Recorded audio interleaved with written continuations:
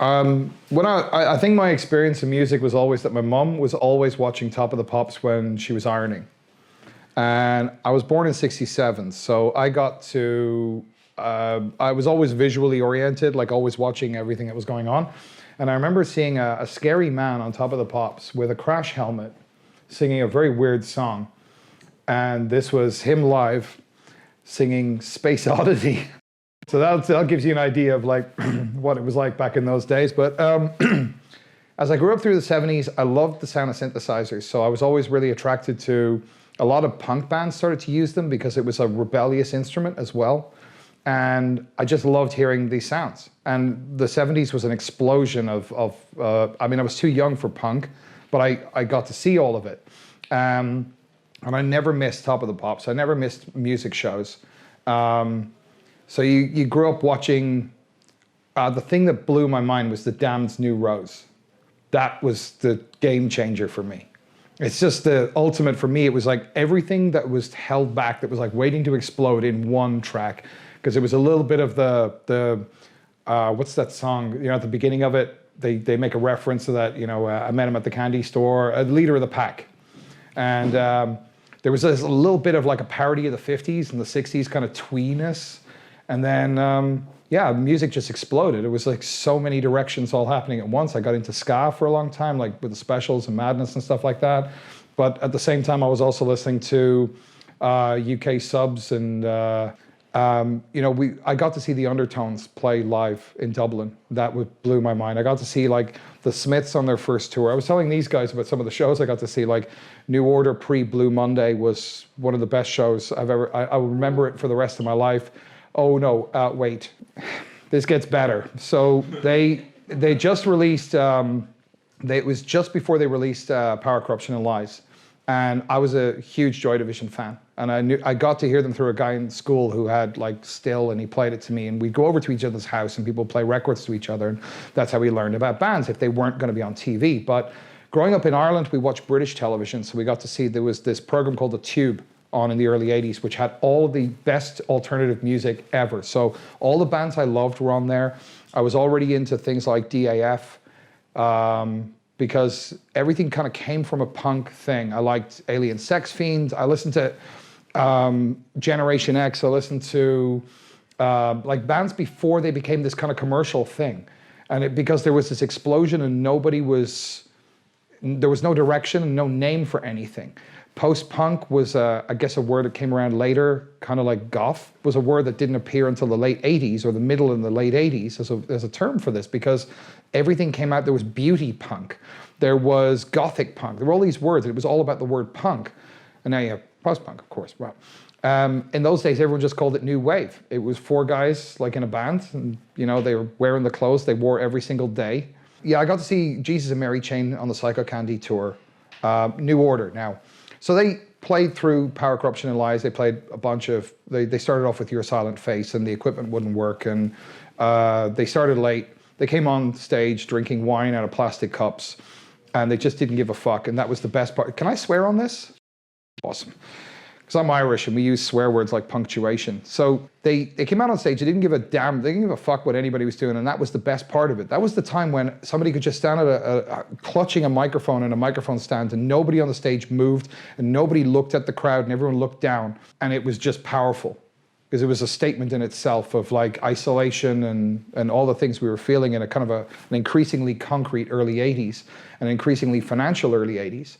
But at the end of the show, they came back for something like an encore. And Peter Hook had these two Simmons pads. And he would do this thing where he'd just go do, do, do, do, do. And he would do this for ages. And somebody was playing with effects and putting reverb on it and going crazy. And this went on for about like 5 minutes. And everyone's like, well, what's going on? And everybody came out and they stood at their places and thought, all right, this is kind of interesting. And they played a demo version of Blue Monday.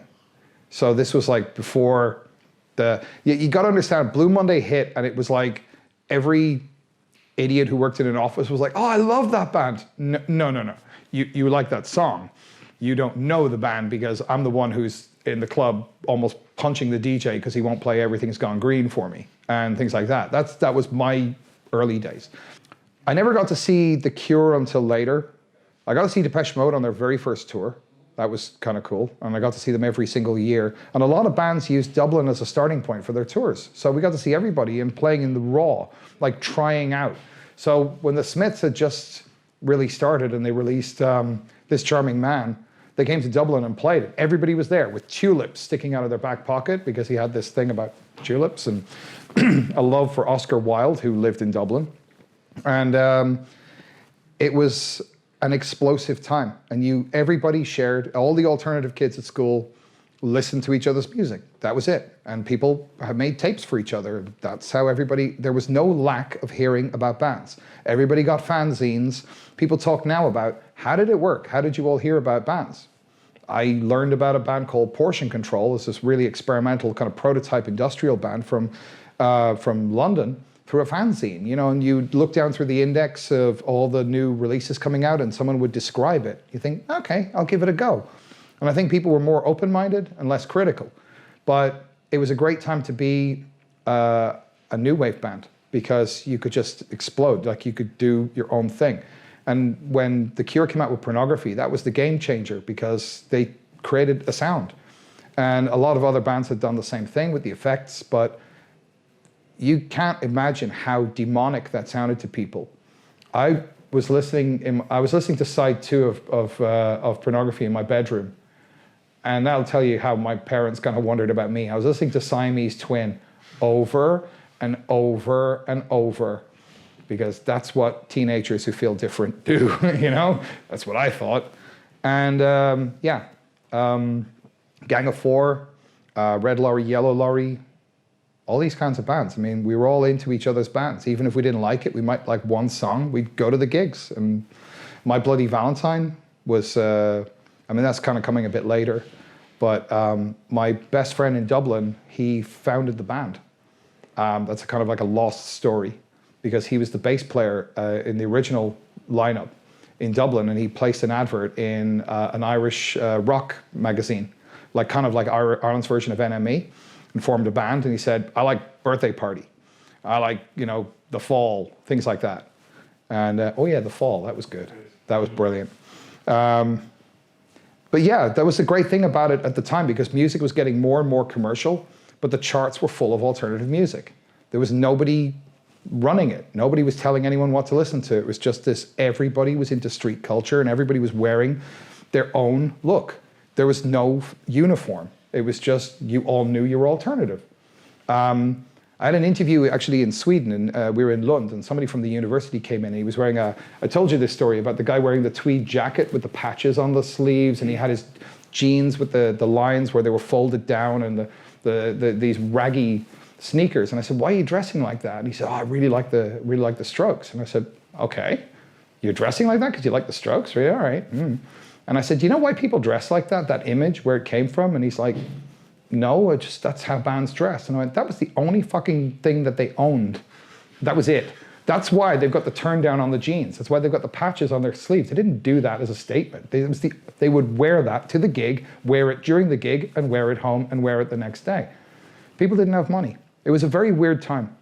Everybody talks about the 80s in such a strange, enamoring way, because it's great to look back. But I think every music style at the time was an escape from normalcy. And everybody was trying to express this huge creativity. All the underground bands were able to flourish. People were able to do anything, the craziest thing, and people were interested. There was no trend. There was no elitism. There was only people listening to, say, Cyndi Lauper and Howard Jones and that kind of crap, and the pop charts. And then everyone else was listening to something else. Everyone had their own style of music, and everyone was into music. I remember my friend called me up, Darrow. He said, I just got the new Bauhaus single.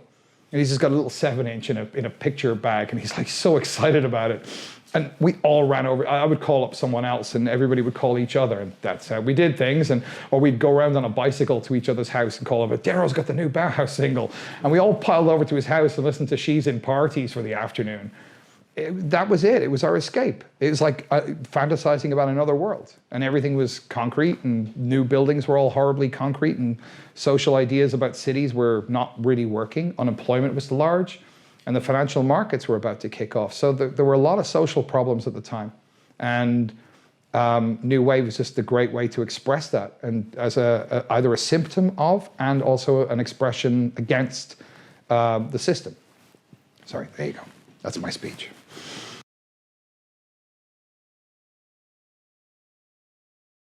No, that's not true at all. I mean, your music taste was, everybody knew about each other's bands. I mean, 83, I had a party, my parents still don't know this.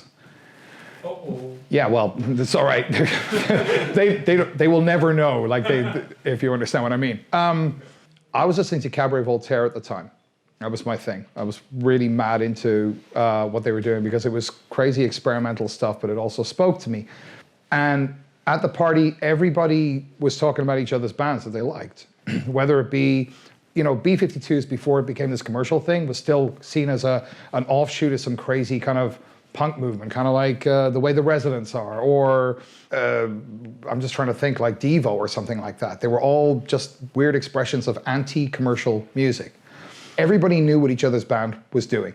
Everybody knew what the sound of it was.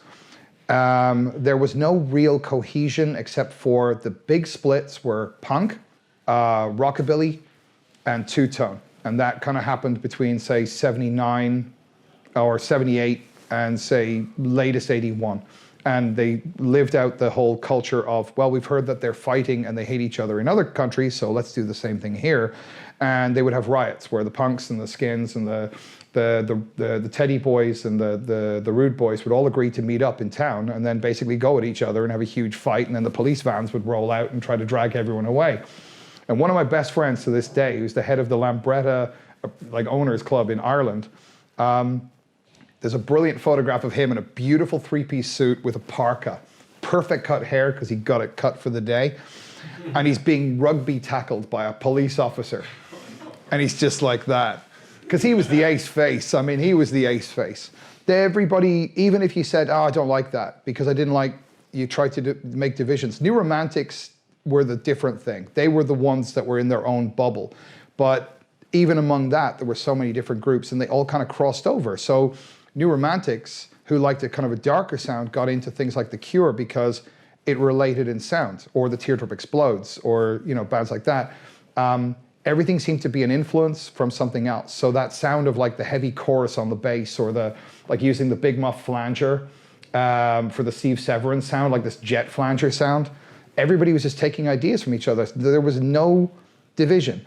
Best example would be all the alternative clubs I knew of, and I went over to London even in my mid-teens, and ID wasn't a thing. There wasn't this restriction on how old you were going into a club or whatever. But I go to a club like, let's say, 85, and they'd be playing Nitzareb, and then they'd be playing The Cure, and then they'd be playing something crazy on top of that. There was an alternative music scene. And it wasn't until, I would say, about 85 where this idea of goth and the Fraggles showed up. You remember the Fraggles?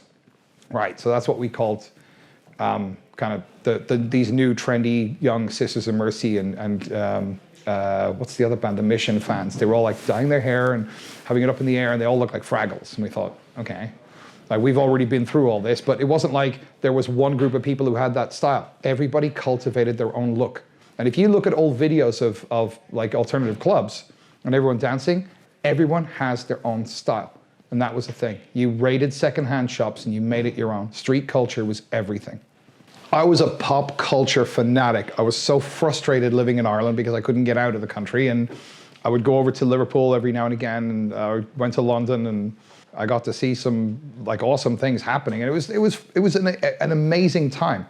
But it was a time when everybody just felt down and depressed. We'd just gone through another recession. And 81, there was a really big drop, and people just didn't have jobs. They didn't have the opportunities they have today. So we dressed up. We have more now, and that's the problem. Nobody knows what you've got unless you know what it's like not to have it. We have more now than we've ever had. We have a lot of things that are wrong in this world. Our problems got bigger. The benefits got bigger, the problems got bigger. Remember in the 80s, we were living under the threat of nuclear war, and everyone in Europe was worried that they were gonna, basically this is their last day. There were times in the 80s when everyone was waiting for the bomb to drop. There was a day when the wind changed and brought up dust from the Sahara, and everything was covered in red dust, and everybody in Ireland was panicking because they all thought it was fallout. They just thought something, it didn't make any sense, but that's how everybody felt. What's changed now is that I think the way media tries to manipulate people, it couldn't do it back then. And while there are people into alternative musics now, the need to rebel has been quashed in a lot of people. So that idea, that's where ideas come from. That's where expression comes from. You look at any art movement, it came from teenagers. That was the thing I loved growing up. Like, that's why the New Romantics called themselves the New Romantics, or the Bauhaus, they'd all gone to art school. These are where ideas come from, and it's that rebellion and that struggle is what produces music. I kind of don't like, Rollins came out the other day and said something like, I love what's going on. I'm paraphrasing, and I apologize if I don't get this correctly, but he was saying now at least there's going to be some great new punk music, just because of the times that we're living in. I said, well, that's not one is a reaction against the other, not like, hey, I'm really happy we've got a horrible world because then we're going to produce great punk music. That's not how this works. So I would say we have more of a reason now to express, and the very reasons why new wave became a thing, and the reason why it grew into, as an American, like hardcore in the mid 80s. I mean, this was just growing and growing and growing. This was dissatisfaction. Did it achieve anything? Maybe. Maybe some of the people in that scene got great ideas and went off and changed things and whatever, and it all adds up in the end. But at the end of the day, we were just trying to escape from the world around us. So I think now we have more of a reason. They were disparate scenes in the 80s. They were very disparate scenes because they had very different images, and with every new scene, it thinks it's creating things anew, like it's invented the wheel. The industrial image, even, the sort of like, industrial to me is still experimental. It's still, that's what I use the word for when I use the word industrial. I still think of like Einstürzende Neubauten or Test Department or 23 Skidoo or the Finny Tribe. This was a kind of an experimental, trying technology or metal bashing or whatever else. But then in the late 80s, when you had bands like Front 242, or say from the mid 80s on, you had like a wider appreciation for bands like Nitzareb or Die Clubs, or Front 242 and things like that, or Skinny Puppy and what have you. It kind of galvanizes, as it always does, into its own scene. So they had a club in London called the Hard Club, which was open, I think, about 87. And you go into the Hard Club and you stand there next to like Ralph Hutter from Kraftwerk. Martin Gore from Depeche Mode is on the dance floor. David Bowie was in there. This is just, like, when you're in a new scene, it's an insanely amazing thing. But goth had been a very different thing, which had, I think, flourished in the UK more than anywhere. And that's where the term, say, trad goth comes from. It's like going back to that sort of 80s style, which is a wonderful style in itself. But somewhere in the 90s, like around the mid 90s, the two scenes like started producing bands that sounded good to each other. So the industrial scene went off in its own direction, and the goth scene went off in its own direction, and they started somehow crossing over. And it happened to us. I mean, I don't come from kind of either. I hate to say, sorry, no offense to anybody, but I listened to what I listened to. I guess I was really big into the industrial scene in the late 80s, but more the European one. And I didn't get the idea of like a guitar band with basically another rock band with a sampler as a drum machine was industrial. I just didn't get that. To me, that's, anyway, we'll leave that criticism alone. But anyway, the thing was like, they just started to blend over and cross-pollinate, and that creates new things. So same thing happened in the like punk cross-pollinated with other sounds. Like metal and punk growing together ends up creating a new baby. This is a wonderful thing, you know, and I love that everybody, like finding out that there's so many people from around the world all into different styles of music in Berlin only means that something is going to come from it, because with that kind of energy, it can only create something good and new.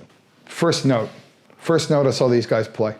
You happened to just have the lights that night. You had just white lights behind you, a couple of parkans. It was simple, it was raw. It was like watching Black Label Motorcycle Club before they played the first time. Now, your sound is different, but it felt like that. And you came out, you really did not give a fuck. You just walked around. I think you were wearing like a little jacket. You weren't wearing a coat or anything like that, but you had a little jacket on you. And you just kind of wandered around, and I thought, this is brilliant. I'm back where I used to be. Like, this reminded me of good times, but it was, you took it and you made it new, and you made something wonderful of it. And you had like all these different influences in it, but from really the first note. My girlfriend was stood next to me and I said, I have to have these guys on tour. I have to. So, yeah. I think these guys are amazing. And by the way, we're talking about Holygram, and I think they're absolutely incredible. And I wish only the best for you guys, because you are the nicest guys I've toured with in a long time. And yeah, I sound like a proud dad. Noir is a kind of a strange concept for me. It's a journey. It's inspired by the night. It takes a lot of inspiration from a lot of different styles of music, as I always do. There's a bit of post-punk in there. There's a track on there called Lights Go Out you might like. But then the album is kind of, it starts off from this sinister kind of tension about the onset of night, and then goes into a couple of really nice songs, and then goes into a full-on nocturne, like a 6-minute piano piece. And it just wanders off on its own way, and it's absolutely incredible. I thought a lot of our fans would really dislike it, wouldn't get it, but it's amazing how many of them have. The tour is huge, big light show, and VNV Nation is its own thing, because the shows are very energetic, but they're very regenerational in people, that they get into their hearts and get into their souls, and it inspires them to express themselves in a very kind of a positive way. And it's not in a silly way. It's my whole theme, or my maxim is like, the motif is really about, through adversity, we become stronger and better people. We learn more about ourselves. And the whole thing is know thyself. That's it. So the shows, it starts off very dark. It ends very dark. And somewhere along in the middle, it goes through lots of little melodic stages. And there's a lot of influences in VNV Nation. And I tell people that it's not that one song defines our style. It's like all the aspects of life. That's it. A song for every situation. Oh, and it's number 4 in the German charts. Thank you. I'll be here all week. Thank you. Tip your waitresses. So.